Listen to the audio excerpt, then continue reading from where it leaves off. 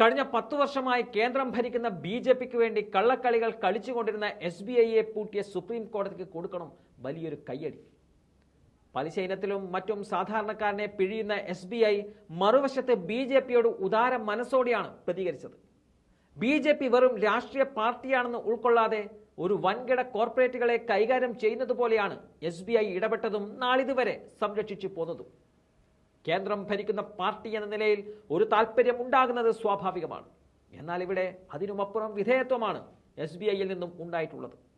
Electoral ബോണ്ടുകളെക്കുറിച്ചുള്ള വിവരങ്ങൾ supreme കോടതിയിൽ നൽകാൻ ജൂൺ 30 വരെ സമയവും എസ്.ബി.ഐ ആവശ്യപ്പെട്ടിരിക്കുകയാണ്. രാഷ്ട്രീയ പാർട്ടികൾക്ക് സംഭാവന നൽകിയ ദാതാക്കളുടെ വിവരങ്ങൾ ശേഖരിക്കാൻ കാലതാമസം നേരിടുമെന്ന് ചൂണ്ടിക്കാണിച്ചാണ് കൂടുതൽ സമയം ആവശ്യപ്പെട്ടിരിക്കുന്നത്. കാലതാമസം നേരിടുമെന്ന് പറയുന്ന ഇതേ ബാങ്ക് തന്നെയാണ് മുൻകാലങ്ങളിൽ സർക്കാർ അന്വേഷണങ്ങൾക്ക് വേണ്ടി ദ്രുതഗതിയിൽ മറ്റ് അക്കൗണ്ട് ഉപഭോക്താക്കളുടെ വിവരങ്ങൾ പങ്കിട്ടിരുന്നത് എന്നതാണ് രേഖകൾ സൂചിപ്പിക്കുന്നത്. പേര് വെളിപ്പെടുത്താതിരിക്കുവാനുള്ള സൗകര്യം ഒരുക്കി നൽകുന്നുവെന്നതിന് പിന്നാലെ വിവാദമായ ഇലക്ട്രൽ ബോണ്ട് ഭരണഘടനാ വിരുദ്ധമെന്ന് കണ്ടെത്തിയ കോടതി അത് റദ്ദാക്കാൻ ഉത്തരവിട്ടിരുന്നു. കൂടാതെ ബോണ്ടുകൾ നൽകിയ എസ്.ബി.ഐയോട് ദാതാക്കളുടെ വിശദാംശങ്ങൾ വെളിപ്പെടുത്താൻ ആവശ്യപ്പെടുകയും ചെയ്തിരുന്നു. എന്നാൽ ദാതാവിന്റെ വിവരവും തുകയും രണ്ടായി സൂക്ഷിച്ചിരിക്കുന്നത് കൊണ്ട് തന്നെ വിവരങ്ങൾ പൊരുത്തപ്പെടുത്തിയെടുക്കാൻ മാസങ്ങൾ എടുക്കുമെന്നതാണ് ബാങ്ക് കോടതിയെ അറിയിച്ചത്. 2019-ലും 2020-ലും ഇലക്ട്രൽ ബോണ്ടുകളെ കുറിച്ചുള്ള സുപ്രധാന തെളിവുകൾ വെളിപ്പെടുത്തിയ ചില രേഖകൾ ആക്ടിവിസ്റ്റ് ലോകേഷ് ബത്ര പുറത്തുവിട്ടിരുന്നു. ഈ രേഖകൾ പ്രകാരം State Bank of India electoral ബോണ്ടുകളെ കുറിച്ചുള്ള വിവരങ്ങൾ സർക്കാരിന് വേഗത്തിൽ നൽകിയിരുന്നതായി കാണിക്കുന്നുമുണ്ട്.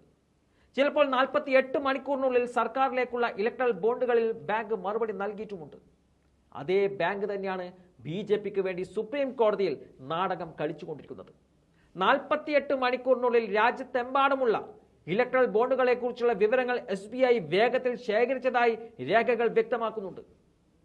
കേന്ദ്ര ധനമന്ത്രാലയത്തിന്റെ അഭ്യർത്ഥന പ്രകാരം ഇലക്ട്രൽ ബോണ്ടുകൾക്കായുള്ള ഓരോ വിൽപ്പന വിൻഡോ അവസാനിച്ചതിന് ശേഷവും എസ്.ബി.ഐ ഈ വിവരങ്ങൾ അവർക്ക് സ്ഥിരമായി അയച്ചുകൊണ്ടിരുന്നു. ഈ റിപ്പോർട്ടുകൾ 2020 വരെ അയച്ചിട്ടുണ്ട് എന്നതാണ് അന്വേഷണത്തിൽ വ്യക്തമാവുന്നത്. ഫിസിക്കൽ രൂപത്തിലും ഡിജിറ്റൽ രൂപത്തിലും എൻകാഷ് ചെയ്ത ബോണ്ടുകളെ കുറിച്ചുള്ള വിശദമായ വിവരങ്ങൾ എസ്.ബി.ഐ കേന്ദ്ര ധനമന്ത്രാലയത്തിന് പലതവണ നൽകിയിട്ടുണ്ട്. രാഷ്ട്രീയ പാർട്ടികൾക്ക് വിൽക്കുകയും റിഡീം ചെയ്യുകയും ചെയ്ത ഇലക്ട്രൽ ബോണ്ടുകളുടെ ഒരു റെക്കോർഡ്, അതായത് ഓഡിറ്റ് ട്രയൽ എസ്.ബി.ഐ സൂക്ഷിക്കുന്നുണ്ട് എന്ന് രേഖകൾ കാണിക്കുന്നുമുണ്ട്.